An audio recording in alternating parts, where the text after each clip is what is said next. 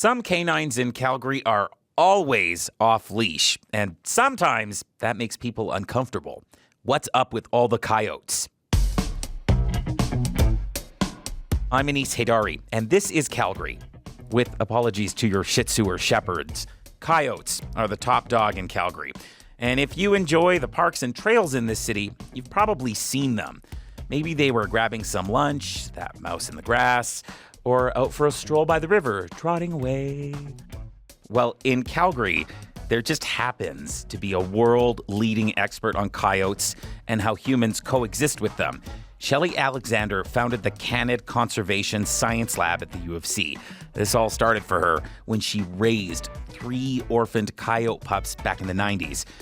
And she realized we don't really know much about these animals. Hi, Shelley. Thanks for coming in. Thanks for the opportunity.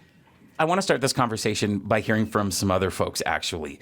We went down to a local park and asked people how they feel about coyotes. Here's what Mac Meyer heard. She's on the team here at the podcast when she went down to Beaumont Park. When you see a coyote, how do you feel about them? It could be scary because we don't know much about how to behave and how to protect ourselves. But I guess it's just up to us to get the information. Scary, especially since I do have little dogs. So when we're out and about, then yeah, it gives me that skeptic approach around the surroundings, just in case, right? It takes an accident to happen before city council takes action. And I don't know, these days everybody is sensitive. I mean, leave them alone and that type of stuff. But I could just see a child or definitely small dogs and cats are being killed. I don't think they should be here. Okay? They belong in rural Alberta. I don't think getting rid of them is the solution, since we're the ones expanding, right? So I think it would be cool to find a solution that benefits everybody, but getting rid of them, I don't think that's right. When we listen to what those folks are saying, there were some mixed perspectives there. And we heard from at least one of the people in there this vibe of they shouldn't be here. They should be in rural Alberta. They shouldn't be in the city. And I could tell from your face you didn't really share that perspective. Why don't you agree?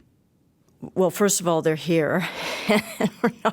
We're not going to get rid of them out of the city, nor the surrounding areas. We've had hundreds of years of persecution that will, speak to the fact that lethal approaches are not going to deal with human-wildlife conflict or human-coyote conflict. So that's one part of it. The second part is that they actually were part of this ecosystem and always have been part of this ecosystem.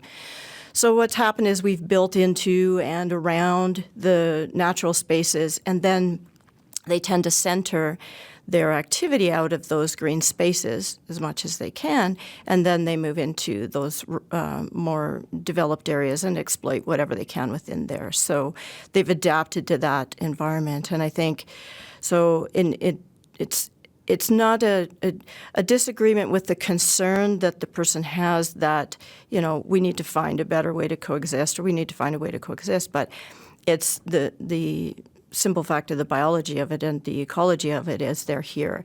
From a conflict resolution standpoint, really what we've seen with the research is that when we do have conflict of any form, from what someone might think of them following them up to somebody being approached or bitten, these all have a human precursor. And so when you are looking at resolving a conflict issue long term, you have to get to the underlying human behavior that is driving that, no matter what the context. So really, whether or not you believe that they should or shouldn't be here, like we heard in some of those clips, the reality is they're here anyway, and the behaviors that some will say are negative, they're triggered by humans. That's really your perspective. Typically, here. it's a lack of understanding of how to engage. And I think you heard a number of the people in that interview talk about that they feel like if they had the education and the tools and understood the behavior that they're looking at, then they would feel more confident. And one of the basic rules that people seem to take away is just give them the space to move away. And that's kind of what we do when we go to the mountains and there's bears or grizzly bears or black bears. We realize there's just codes of conduct. And, the number one thing that underscores all conflict is feeding. So directly we do have people that will feed them. That attracts them in. And food conditioning and that hand feeding is the driver of attacks on people. So coyotes simply wandering around the city, there's a perception that the presence of a coyote is an issue. That's not the heart of this. The issue is that once a coyote has been taught to try to take food from somebody's hand or expect it from people, they will approach people. And this is what we see happening in cities, right? So people feel, well, it's really cold. I want to leave out food. I want to put out, or I don't bother to clean up the dog food or the fallen crab apples or anything from my backyard. There's a series of things that are attractants. Those coyotes learn to, one, diminish, we have what we call proximity tolerance. So that will drop and they'll start to be comfortable being closer to people. And that can happen, like you mentioned, fruit trees. You don't have to actively leave out waste. Yeah. So that proximity tolerance of how comfortable they feel depends on, they come in your backyard and they see you don't do anything, and so they're like, yeah, whatever. People aren't really a threat to me. That does not translate to I now want to attack people. When people then feed, and this is 100% of the cases that I looked at in the research, in Canada, of the, on average 3 people bitten or scratched across Canada on average per year over a 10-year period, 100% of those cases linked back to people hand feeding. Many people who are feeding animals either don't realize they're creating this habituation, loss of proximity, increased proximity tolerance. And those who hand feed them don't realize they are going to create a situation where a coyote will be killed. Do people actually feed them by hand sometimes? Do they maybe mistake them for a dog? People definitely hand feed them, and we know that. Like, just de facto, people feed them. People feed all sorts of wildlife, but Some people actually hand feed them. They just feel that's a good thing to do, or there's something else going on. But it sounds like it is not a good thing to do. But this may sound strange, but I've worked with captive wolves and with captive coyotes. I've raised coyote puppies, and some of which were hand fed, and some of which were remote dumps of the food. And what you see in the progression from hand feeding is a particular type of biting that occurs, and that is a grabbing of the peripheral and a pulling and then a nipping. And so it's like food, grabbing on their food solicitation. Yeah, they're grabbing on the forearm. Of the they might grab on the forearm. They might grab on the pant leg. They might grab whatever seems to be closest to them, and if they wanted to bite to consume, they just bite. They bite. But what happens is they have slight bite inhibition, pull back, and then you'll get this type of bite that you can see. And when I look, because usually the media will post the images of people's bites, you can see the precursor to that. You can see that animal was actually soliciting and then bit. And that will progress. And it doesn't necessarily mean that person who was bitten was feeding the coyote, but that someone maybe fed it in the past. Period. That's the biggest challenge. It's all a big challenge, but that's the thing, is that behavior will transfer. It's like, what happened to that person that was doing that? They're not here anymore. Well, now I'm somewhere else, and that person kind of looks like that, and then what I've seen is they get more and more frantic, and then it escalates to just straight on biting because they're not getting what they want, right? But you can see that in the original in the bite patterns of anything I've looked at. You can see. When people have, I'm going to call it a negative interaction with a coyote, even if something dangerous didn't happen, a lot of people might be scared or freaked out, and they'll call the city. And the city has told us, if it's just a coyote, being a coyote, doing its thing, often they don't need to do anything. But if there is a perception that the issue is persistent with a coyote, they might, haze the coyote, sort of try to scare it, loud noises. They might throw things near the coyote, shoot it in the butt with a chalk ball. Do you think this kind of thing is warranted, and when? Well, I think there are different forms of what we call aversive conditioning, and hazing and using projectiles is one form of that. And you can use other forms of aversion conditioning, like clapping your hands, putting your arms above your head, and saying "go away," right? So that's another form of it. I think the bigger issue is, what is that underlying that behavior with that coyote? If the behavior is, and these are usually the instances where people complain, the behavior is pup guarding or guarding of a mate, well, going in and punishing an animal for doing something that is an evolutionarily conferred behavior.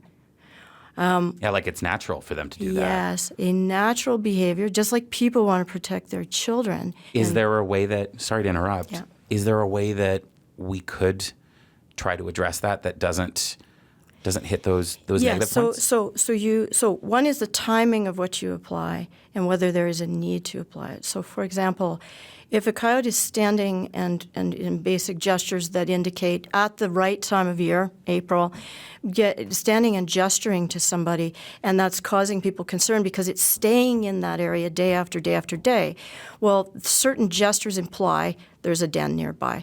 And so often short-term closures and restriction of human activity, in particular dogs, not just keeping dogs on leash, but keeping dogs out of that area, small aerial closures, about 200 meters, will allow that animal to de-escalate.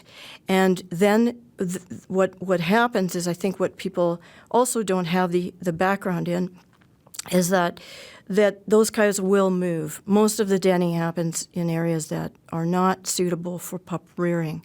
And so there's about a five-week window in which, if you can just hold out through that period of time, they're going to move.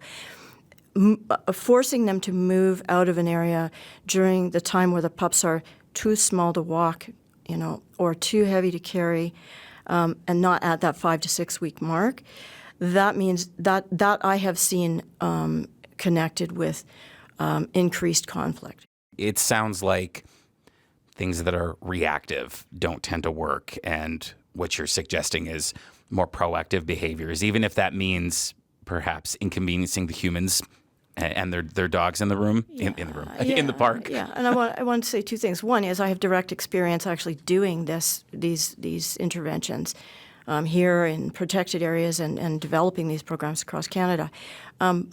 And two, I have multiple dogs, and so I totally get wanting to allow your dogs to do run free and have that exercise. But these are minor constraints really, and these aren't large, massive tracts of land. When we're talking about this, it's like 150 to 200 meters sort of buffer around there, short term. Yes, so that's in a proactive. But the one of the keys is to get in and do a forensic analysis of that situation, not just assume every situation. A coyote is behaving that way. It's just like it's lost its mind. It's bold. It's crazy. The gestures have meaning, and the gestures are tied to specific times of year, and that's what should be guiding the choice of aversive conditioning and the strength at which you do that and the length of time at which you do that. It sounds like there's a lot of information that the humans in the area can take from how the coyote is behaving. Yeah. But, you also mentioned that sometimes the coyote's behavior can escalate. Mm-hmm. This is a fairly stark question, but I think listeners will be wondering, is it ever justified to kill a coyote in an urban setting? Yeah, so listen, this is, it's extremely sensitive topic. Bottom line is, and I have, I think people don't like my tact on it because I'm a coexistence first person. People are the drivers of conflict. When that relationship and that contract we have with those animals breaks down as a result of our poor behavior, and you end up with people being bitten and children being bitten, there is no way back. You can't pick those animals up and dump them. It's not humane to take those animals and dump them in a new home range territory where they're going to get harassed and starve. They know where they know. And so there is, in those instances, there is an endpoint, and that is, yes, a selective removal of an animal that's doing that. Sounds like a really tough decision for anyone involved to have to make. But I want to sort of pivot to a little bit of a more positive outlook. In your studies, I know you've been asking people what, if anything, about a coyote brings them some joy. What do you hear from people when you ask them that?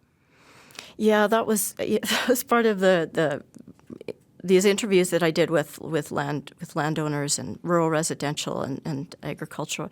And what was interesting about that was by about the third of 50 in-depth interviews, I could anticipate the answer to that. And that was, that thing coyotes do where they jump up and they're in the snow and they jump up in the air and then they boom, land down and they punch through the snow. Everybody, I could guarantee they would come up with that, after about 3 interviews.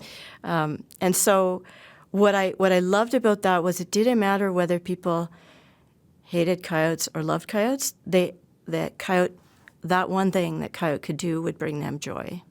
What brings you joy about coyotes? Well, I think for me, just seeing them in their natural environment and seeing them figuring out how to negotiate these less natural spaces and doing it successfully. For me, watching them have and rear their young and do that and how fiercely protective they are of them, watching their pups play. There's so many things about them. I think their ingenuity and their persistence. But mostly when I see one and I see it just doing what it's doing, that makes me feel calm and good. Well, I'm really glad you got to share with us and everyone listening a little bit more about these animals so they can feel that joy themselves and understand it better. Thanks for coming in, Shelley. Oh, thank you so much for the opportunity. You ever wonder why Calgary is obsessed with quadrants? Does the city truly have the Queen of Costco living here? And apparently, people feed coyotes. We'll tell you those stories and more on This is Calgary.